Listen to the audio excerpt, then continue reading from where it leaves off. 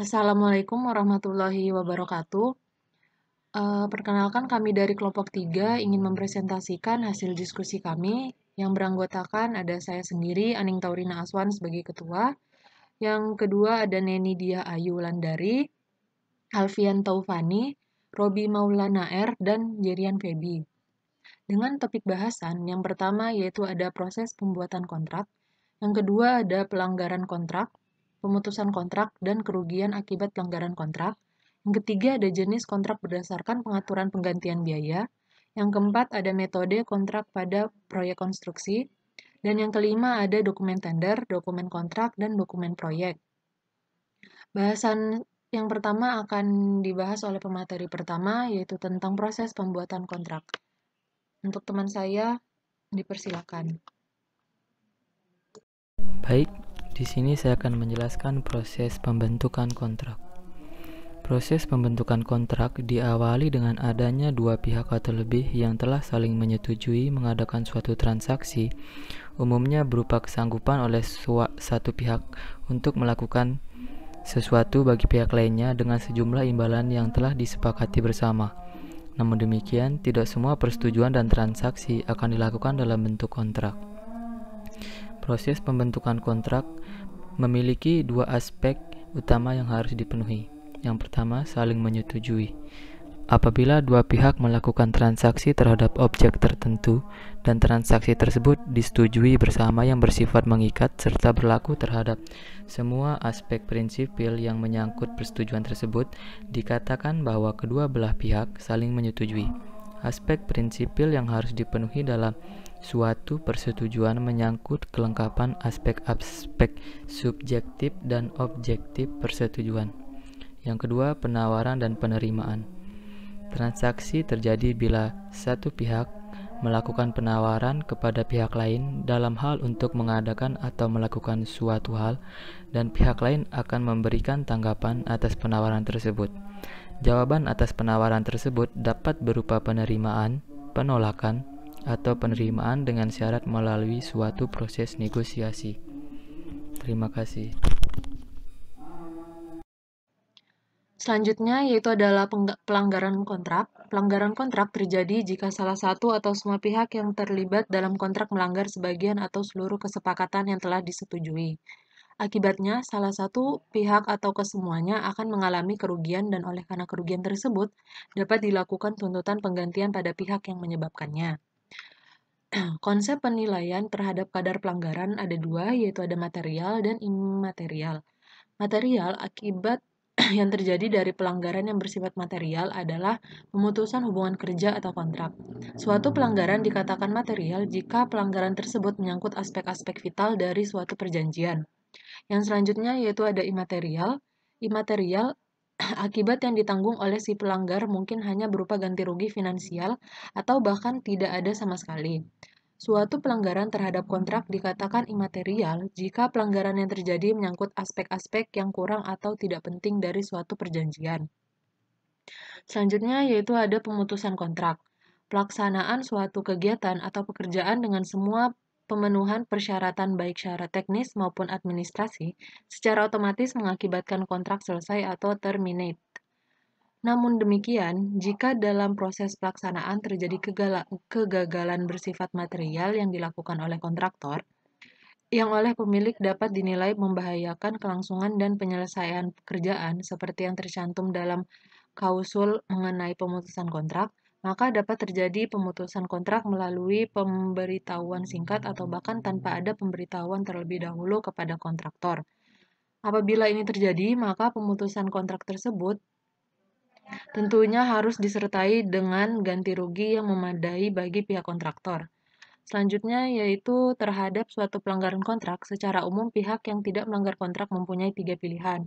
Yang pertama yaitu membebaskan atau mengabaikan pelanggaran yang terjadi dan tidak menuntut ganti rugi kepada pihak yang melanggar. Selanjutnya yaitu ada memilih untuk memutuskan kontrak dengan sendirinya. Dan yang ketiga yaitu mengajukan tuntutan ganti rugi. Selanjutnya yaitu ada kerugian akibat pelanggaran kontrak. Dalam pelanggaran kontrak, selalu ada pihak-pihak yang dirugikan. Pihak yang dirugikan berhak atas penggantian kerugian atau compensation yang dialami akibat pihak yang lain yang melakukan pelanggaran kontrak. Perhitungan dapat dilakukan dengan berbagai metode perhitungan penggantian dasar, yaitu ada biaya penyelesaian, selisih nilai, dan liquid damage. Yang pertama yaitu biaya penyelesaian. Jika kontraktor diberhentikan karena kenyataannya tidak berhasil dalam memenuhi persyaratan yang ditetapkan, maka pemilik dapat memilih kontraktor lain untuk menyelesaikan pekerjaan tersebut. Sistem pendanaannya yaitu semua biaya yang dikeluarkan untuk penyelesaian tersebut diambil dari sisa pembayaran terhadap kontraktor pertama. Jika biaya yang dikeluarkan lebih besar dari kontraktor yang melanggar kontrak berkewajiban membayar perbedaannya. Selanjutnya yaitu ada selisih nilai. Seorang kontraktor menuntut pemilik yang menolak pekerjaan yang telah sebagian diselesaikan. Atas penolakan pembayaran tersebut, kontraktor dapat menuntut pemilik untuk memberikan biaya penggantian atau compensation damage yang dapat dihitung berdasarkan yang pertama yaitu adalah nilai kontrak dikurangi biaya yang diperlukan untuk penyelesaian, dan yang kedua ada nilai pasar yang berlaku untuk pekerjaan yang telah dilakukan, tetapi tidak melewati nilai kontrak yang disepakati. Selanjutnya ada liquid damage. Bentuk penggantian liquid damage atau disingkat LD atau kerugian terhapus didasarkan pada kerugian yang diperkirakan akan dialami karena kegagalan penyelesaian persetujuan. Konsep LD lebih didasarkan pada kompensasi terhadap hilangnya kesempatan untuk beroleh keuntungan akibat tidak dapat digunakan fasilitas pada waktunya. Sebaliknya, jika suatu proyek akan mengenakan mekanisme denda untuk setiap keterlambatan, maka untuk adilnya harus pula diberlakukan sistem bonus bagi penyelesaian yang lebih awal.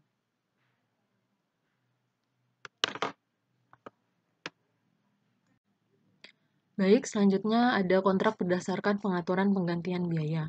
Sistem pembayaran yang akan dilakukan kepada pihak yang terlibat, baik kontraktor maupun konsultan, harus dipaparkan secara gambling, karena sistem pembayaran akan membedakan jenis dokumen kontrak proyek konstruksi. 3 jenis pembayaran dalam kontrak proyek konstruksi adalah yang pertama yaitu ada kontrak harga satuan, yang kedua yaitu ada kontrak biaya plus jasa, dan yang ketiga ada kontrak lump sum. Oke, yang pertama yaitu ada kontrak harga satuan. Hal terpenting dalam kontrak harga satuan atau unit price kontrak adalah penilaian harga setiap unit pekerjaan telah dilakukan sebelum konstruksi dimulai. Penggunaan jenis kontrak ini menjadi tepat apabila proyek mempunyai karakteristik sebagai berikut. Proyek dapat didefinisikan secara jelas, kuantitas aktual masing-masing pekerjaan sulit untuk diestimasi secara akurat sebelum proyek dimulai. Dalam kontrak jenis ini, pembayaran akan dilakukan kepada kontraktor yang besarnya sesuai dengan kuantitas terpasang menurut hasil pengukurannya. Oleh sebab itu, pemilik perlu meyakinkan hasil pengukuran kontraktor dengan melakukan pengukuran sendiri. Kelemahan dari penggunaan kontrak jenis ini adalah pemilik tidak dapat mengetahui secara pasti biaya aktual proyek hingga proyek selesai. Selanjutnya yaitu ada kontrak biaya plus jasa. Pada kontrak plus jasa atau cost plus fee kontrak, jenis ini, kontraktor akan menerima sejumlah pembayaran atas pengeluarannya ditambah sejumlah biaya untuk overhead dan keuntungan. Besarnya overhead dan keuntungan umumnya didasarkan atas persentase biaya yang dikeluarkan. Metode pembayaran dalam kontrak jenis ini dibedakan menjadi dua, yaitu yang pertama ada pembayaran biaya plus tertentu. Pada metode ini, kontraktor tidak mendapat kesempatan menaikkan biaya untuk menambah keuntungan dan overhead. Yang kedua yaitu pembayaran biaya plus presentasi biaya dengan jaminan maksimum. Metode ini dapat meyakinkan pemilik bahwa biaya total proyek tidak akan melebihi suatu jumlah tertentu. Kekurangan dari kontrak jenis ini adalah pemilik kurang dapat mengetahui biaya aktual proyek yang akan terjadi. Selanjutnya yaitu ada pembayaran yang ketiga yaitu pembayaran langsung adalah pembayaran yang dilakukan dalam sekali bayar. Pembayaran tersebut bisa dilakukan dalam transaksi barang maupun jasa. Biasanya transaksi ini dilakukan untuk melakukan pengadaan.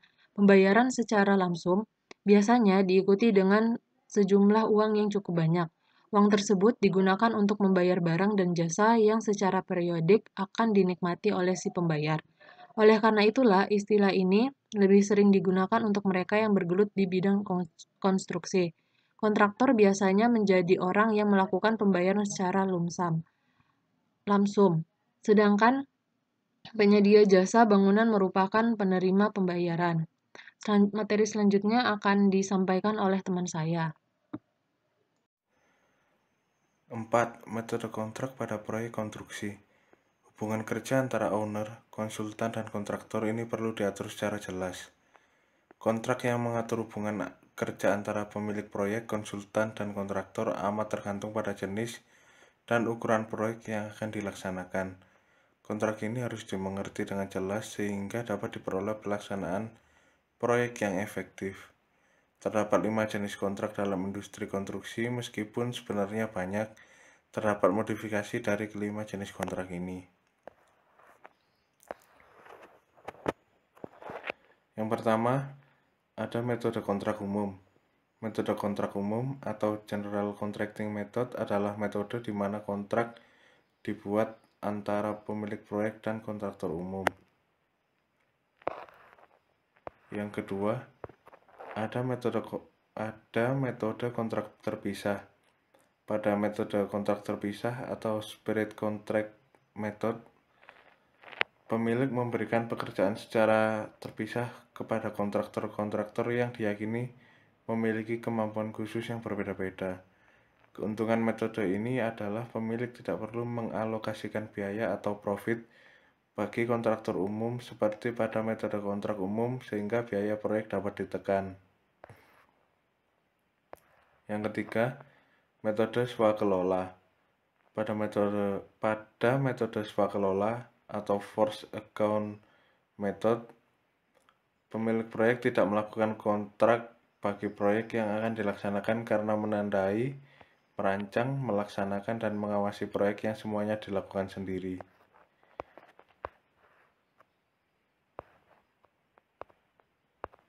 Yang keempat, metode rancang bangun. Pada metode rancang bangun atau design build ini, pemilik proyek membuat kontrak tunggal untuk pekerjaan perancangan dan pelaksanaan proyek dengan satu kontraktor yang memiliki kemampuan perancang dan pelaksanaan pembangunan. Kekurangan metode ini adalah posisi pemilik proyek berada pada kedudukan yang lemah, karena pihak perancang dan pelaksana berada dalam satu pihak sehingga kegiatan pengawasan tidak dapat dilakukan dengan cermat. Yang kelima, metode manajemen konstruksi profesional. Pada metode manajemen konstruksi profesional atau Construction Management Method, pemilik proyek meminta perusahaan manajemen konstruksi profesional untuk memberikan layanan profesional dalam bentuk layanan manajemen konstruksi.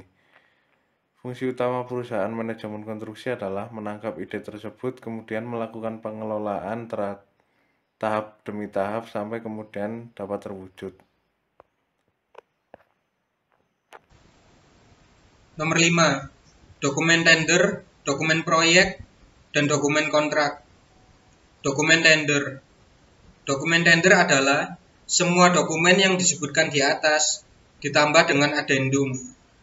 Addendum adalah hasil penjelasan pada waktu penjelasan pekerjaan atau unwising yang dihadiri dari pihak owner, rekanan, panitia lelang, konsultan perencana, dan konsultan manajemen konstruksi. Kemudian dokumen tersebut dibukukan yang nantinya merupakan bagian dari dokumen kontrak yang mengikat. Intinya, dokumen tender atau pelelangan adalah suatu rangkaian kegiatan penawaran yang bertujuan untuk menyeleksi, mendapatkan, menetapkan, serta menunjukkan perusahaan mana yang paling pantas dan layak untuk mengerjakan suatu paket pekerjaan. Secara umum, tender meliputi tawaran pengajuan harga untuk 1. Memborong atau melaksanakan suatu pekerjaan. 2. Menjual barang atau jasa. 3. Membeli barang atau jasa. Dan yang keempat, mengadakan barang atau jasa. Dokumen proyek. Dokumen proyek merupakan dokumen kontrak ditambah dengan lampiran-lampiran pekerjaan tambah kurang, as-built drawing, berita-berita acara mengenai segala sesuatu yang terjadi selama proyek berlangsung, addendum, dan gambar-gambar. Fungsi dokumen pelaksanaan proyek bagi para pihak yang terlibat dalam suatu proyek secara garis besar adalah: A. Bagi pemilik proyek, sebagai acuan bagi pemilik proyek di dalam hal melaksanakan semua tugas dan kewajibannya yang meliputi 1. Melakukan penyerahan lapangan atau lahan pekerjaan. 2. Melakukan pembayaran sesuai ketentuan. 3. Melakukan perubahan kontrak atau amandemen bila diperlukan. 4. Mengenakan denda. B. Bagi kontraktor atau supplier, sebagai acuan bagi kontraktor dalam melaksanakan semua tugas dan kewajibannya meliputi 1. Melaksanakan dan menyelesaikan pekerjaan sesuai dengan jadwal yang telah ditetapkan. 2. Melaporkan kemajuan pekerjaan secara periodik. 3. Menyerahkan hasil pekerjaan sesuai waktu yang telah ditetapkan. 4. Melakukan pemeliharaan pekerjaan. C. Bagi konsultan, sebagai acuan bagi konsultan dalam membantu pemilik proyek di dalam hal 1. Melakukan pengawasan pekerjaan yang dilakukan oleh kontraktor sehingga sesuai dengan mutu dan waktu yang telah ditetapkan. 2. Melakukan opname pekerjaan yang sudah layak dibayarkan kepada kontraktor sesuai ketentuan. 3. Mencari solusi pemecahan permasalahan seperti keterlambatan pekerjaan, adanya gangguan-gangguan lingkungan, dan sebagainya. 4. Melakukan perhitungan perubahan kontrak. 5. Melakukan justifikasi perubahan waktu pelaksanaan. Dan yang keenam, melakukan administrasi kontrak dan lain-lain. Dokumen kontrak. Dokumen kontrak merupakan dokumen tender ditambah dengan surat-surat klarifikasi dan surat perjanjian kerja. Yang pertama, surat-surat klarifikasi.